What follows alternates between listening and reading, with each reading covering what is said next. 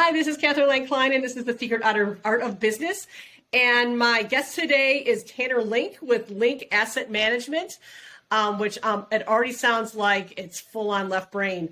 And I want you to really talk about, let's just this is your opportunity to talk about your business. So why don't we just I'll keep this short and just say, tell me more about Link Asset Management. Okay, yeah. Sorry, I lost you for a second there. I was like, "Are you asking me something?" Or I am. yeah. A long way to get there. But yeah, tell me about you and your business. Okay, yeah. So Link Asset Management is a financial planning and advisement firm, and the investment advisement side of things is something that when you hear financial advisor, that's sort of what most people think of. Is you hand them money and they invest it. Right. According to whatever strategy suits your risk tolerance. But the planning side is more of a holistic approach where, not only are we looking at investing, but it's like, okay, well, where are you getting that money from? Like, are you moving it from like equity in your home? Are you doing this or that? And then, there's other things that you consider, like the estate planning, which is, like end of life planning, insurance planning, education planning, retirement planning, tax planning, income planning. And so rather than just say, okay, well, I'll try to make this money grow a little bit bigger, it's like I want to leverage all of your assets to your specific goals using methods that you're comfortable with and that we walk through together. And so to me, it's much more of much more what finance really should be about. I think that, the term financial advisor is a little misleading because you would think it'd be more holistic when it's just investments. But so yeah, that's what Link Asset Management is. And and I started it because I didn't like the credit card pushing that working at a bank does, because I did work at a bank for a little bit. But I don't like, the great thing about being my own company with something like this is that I don't have any quotas to fill or any advice that I'm giving you or suggestions I'm making, that they're because I think they're good. And there's always going to be some conflicts of interest, but as long as you just present that well, then people are pretty understanding about it. So. I really like that, because I think when people think about investing money is so very personal for people, and sometimes it's like, oh my God, this is how I think. This is my money. This is my future, and to know that it's being thought of in a relationship sort of aspect. I know I'm really out for you on this. I'm not thinking about how the overall company is going to profit from this. I think that says a lot about what you're doing, and I love that you've kind of engaged that. Yeah, and I think too that when you're, there's the term fiduciary, which is someone that's you trust with that sort of information, right? And to me, especially with the planning and really even advisement should be in this space too, and I think a lot of people are, is that I could maybe convince you to throw that extra $1,000 you can't afford into the account so I could use it and bill on it. But in the long run, you're going to see what I'm doing. And, if I'm doing that, you're going to see what I'm doing and be like, well, this guy's he's kind of snake oily, right? He's a snake oil salesman. Whereas if I'm over the years, in your best interest, and you can see your wealth growing and your situation improving based on the recommendations I've given to you, it's that solidifies itself into, one of the best relationships you can have. So it's a lot about relationship management too. And I think, it's good to be able to not have that pressure of you could or could not need this card, but also I'm supposed to sell it to you. So I don't see how it hurt. There's a line there, and not having to even worry about that is really nice. I always tell people obviously I want you to invest more with me, but sure. Also don't want you to be eating ramen and beans just so you can do it. Right. You know what I mean? I want you to enjoy your life now and in the future. It's kind of how I like to think about it. Yeah. All right. So you were not born a founder of a business. You started out as a child sometime. And I am really curious as to what did you do as a kid for fun or creativity or things like that? Well, lots of make believe. Me and my friends would go out into the forest, and then we'd have sticks, and there'd be some larger tree. I'm like, well, that's definitely a dragon, and we'd start smacking it with the sticks and hooting and hollering, and we had a blast doing that. And then lots of like warfare games. Like when I was a kid, Super Soakers were really huge. So we I had this one friend who, for his birthday every year, he'd invite like 20 people, and we just had this huge Super Soaker fight. And yeah, and that eventually turned into paintball. But lots of mainly, yeah, and lots of reading too. I read a lot as a kid too. So. Well, then how did you get into banking and asset management from fighting dragons in the forest? Well, I've always liked, in school I've always liked math, which is weird to say because most people hate it. But, and I really enjoyed, another thing I did as a kid too was, I'd always make a lot of things like, I used to make rubber band guns or like little Rube Goldberg machines where I'd, bend the wire and have the marbles falling down, stuff like that. But I think that sort of, I developed sort of a little bit of an analytical mindset with that. Like, well, how would this work if I put it together? And, originally, when I got out of high school, I went to school to be an engineer. And on the first day of my engineering 101 course, they're like, okay, now we're going to figure out how to sift dirt. And I was like, okay, well, that's not what I want to do with my life.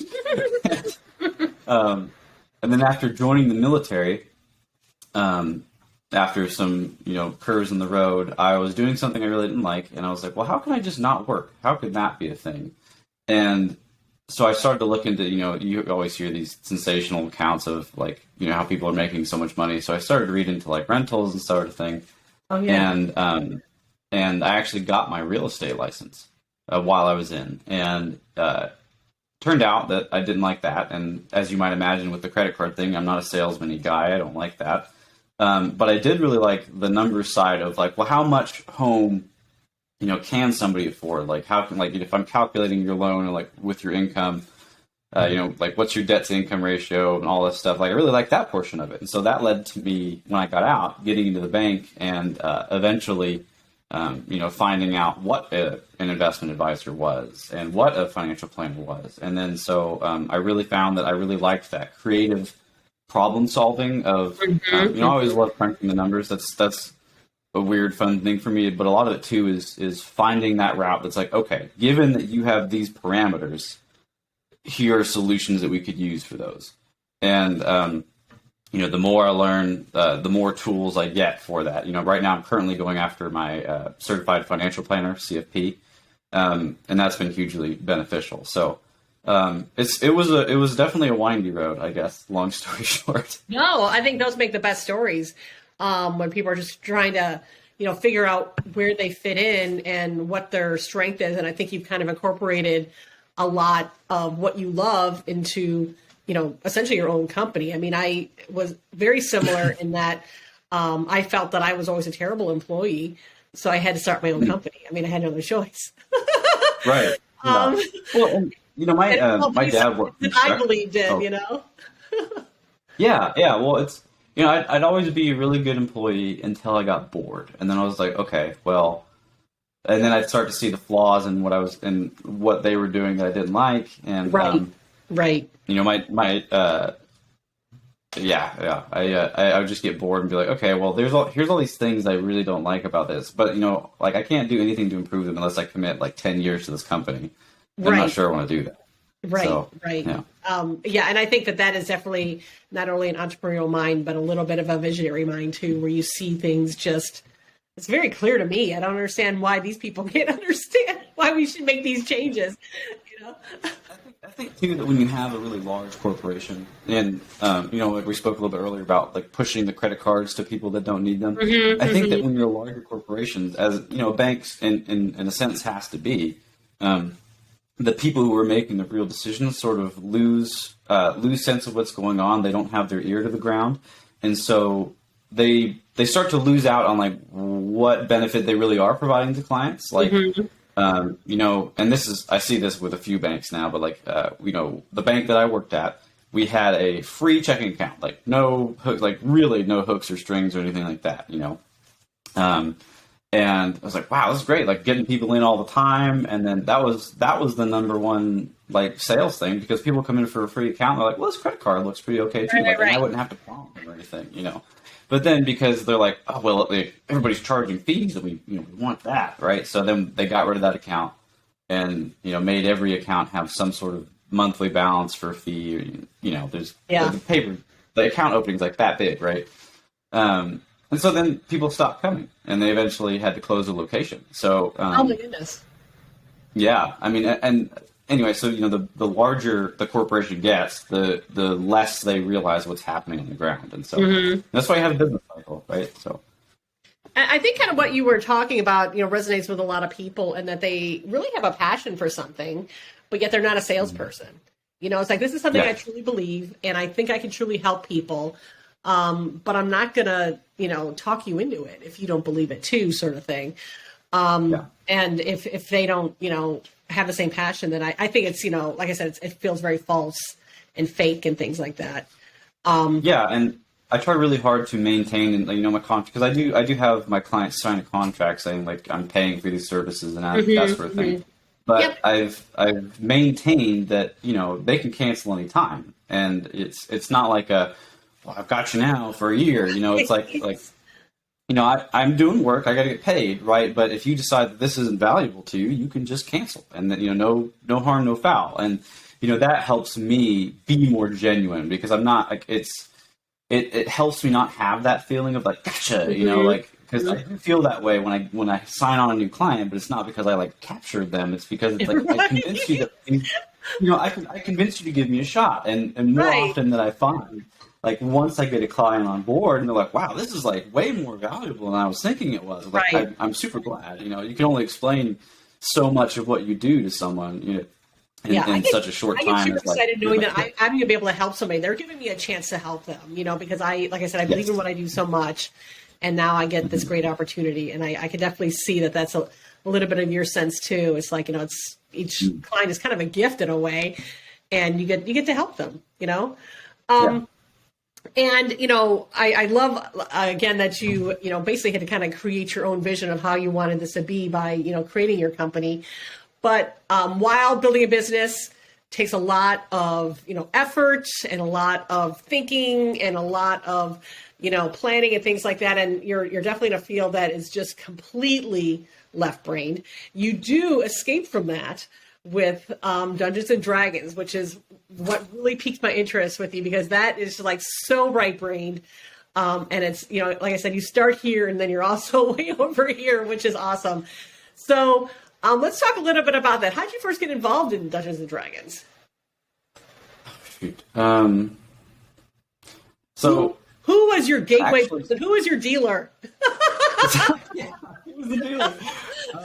I was actually in the military. Like, you'd think something like that you played from as a kid, but I was in the military, and I was on mid-shift, and I was stationed in Florida, and I'm from Alaska. I'm in Alaska right now, so I was hiding from the sun for the first 2 years, right? So I'm on mid-shift, and I was browsing through YouTube, doing the doom scrolling, right? And I saw this, like, there was a bunch of people on stage, like playing a tabletop game. I was like, what in the heck is this? And so, I watched it, and they were having a ball, and the story was great. And I was like, and then, 4 hours later, I'm like, I just watched 4 hours of people rolling dice and pretending. I was like, well, we got to try it, right? And so I found I actually started with Pathfinder, which is like, another brand or what have you. And I got like 10 people together, and we just tried it out and saw how it went. And like about 4 of those people stayed and got into it. And that was how it went. We just literally just a shot in the dark. Was like, I'm really bored, and let's try it. And it was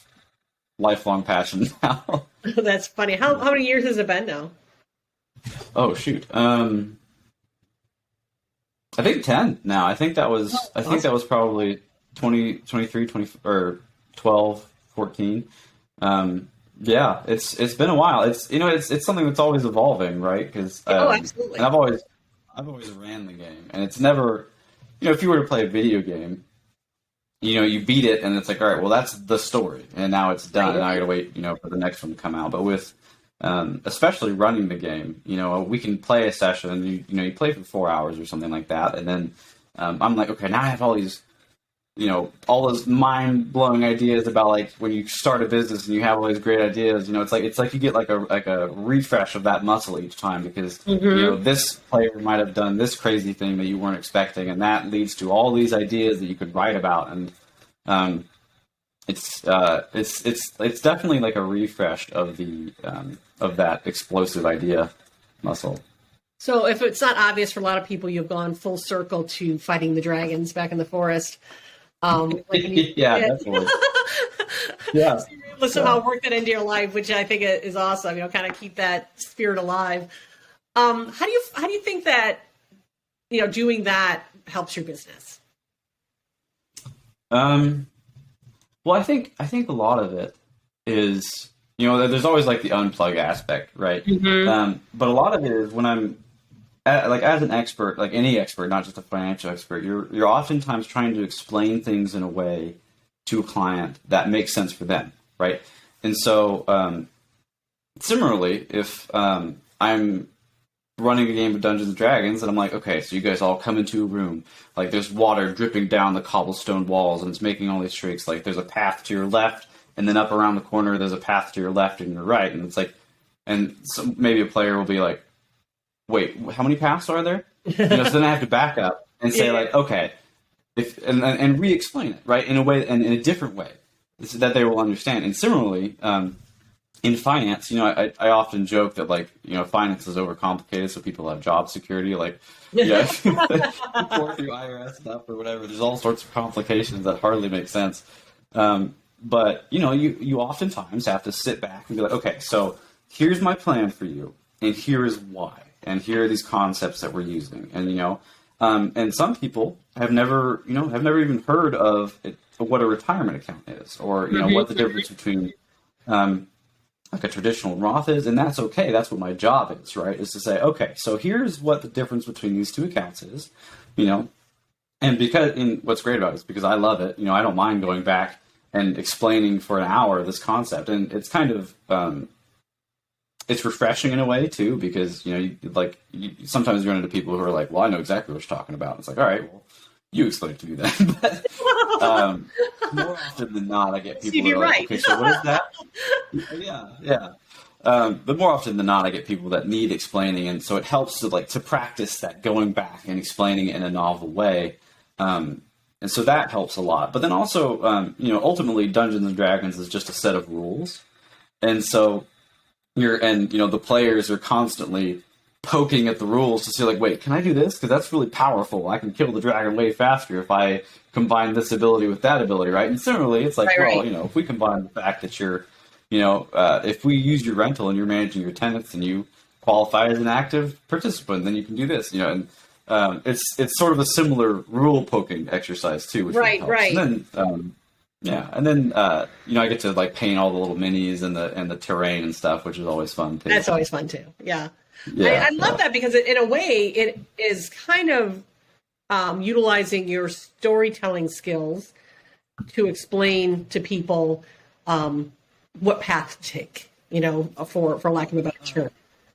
Absolutely. We there is I don't know if you've ever read anything by Jordan Peterson, but he explains a lot about how we think in narratives and story, and that I really held on to that idea, people, especially when it's a concept that they don't know, the final, what page of the document the thing is on. It's it's much easier to say, okay, so for your story, your financial story, here's the things that are going to happen to make us get there, right?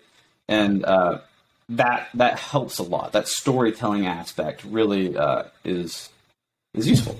So. Very, very cool. I really appreciate you, coming on the program today and talking about how this all works between, the left brain and the right brain. Because like I said, I think you are just such a far swing between the two.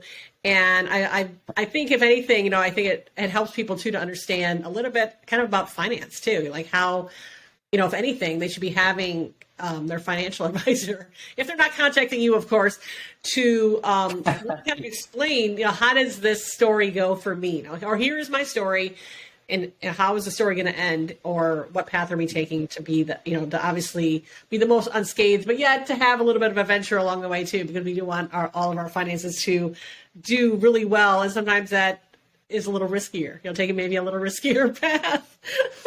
Yeah. Do you mind if I suggest a book to your audience? Sure.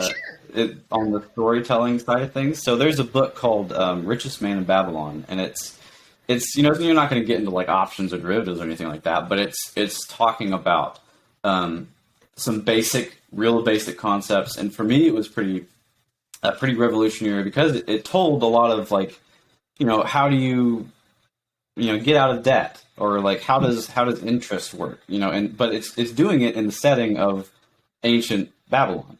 Oh, interesting. And so this, you know, yeah, right. And so and it's like 100 pages. You could read it in a day if you really wanted to. And you know, the setting is there's some really rich guy in Babylon, and all these people are coming to him like, "How are you rich?" And he's telling them, you know, and it's a really good read. It's really well written, and it explains some really basic stuff. And you know, if you have a taste for trying to improve your finances, that's a good way to whet the palate and get started. So yeah, well, especially in the form of storytelling too, because you know, as we were talking about earlier, not everybody, you know, really understands that whole financial aspect of it. You know, like you said, maybe it's complicated for a reason, but regardless, if this helps people understand it, then I think it's definitely worth picking up and reading. You know, how they can just understand just finance better, or how to get out of debt. Yeah, not everybody's a numbers person, right? I mean, right. Sometimes it's easier. You know, I personally think about finances a lot in the sense of momentum. I mean, I think we've all heard the story of someone gets overwhelmed with credit card debt, and they're just like, well, now all of my income is going towards minimum payments, and I can't,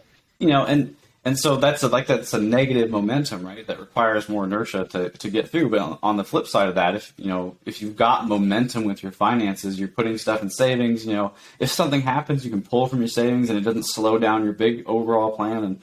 And so I think about it a lot like that too. And that storytelling aspect kind of helps to outline concepts like that, like, you know, like a snowball or what have you. Right. So, and even a little bit makes a difference too. Just a little bit of investment makes a difference. Okay. Well, you know what? Again, thank you so much. I loved, you know, talking with you about how you have, you know, engaged both sides of your brain, how you are, you know, running a successful business just based on your own curiosity and innovation, you know, for lack of a better term. Plus, you know a lot about math. So that works out really great for your customers. So thanks so much. So much. Go ahead.